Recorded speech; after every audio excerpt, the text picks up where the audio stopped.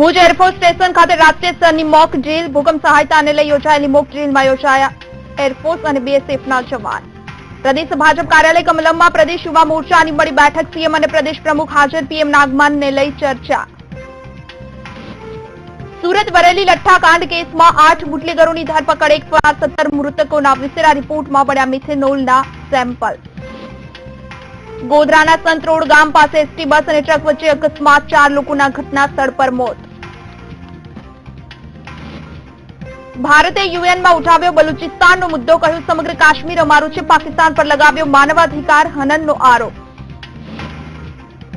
અમદાવાદ, વડોદરા, સુરત, રાજકોટ સહિત રાજ્યભરમાં વિઘ્નહર્તાની વિદાય. મુંબઈમાં ગણેશ વિસર્જનની ધૂમ. એલર્ટ પર શાસન અને પ્રશાસન.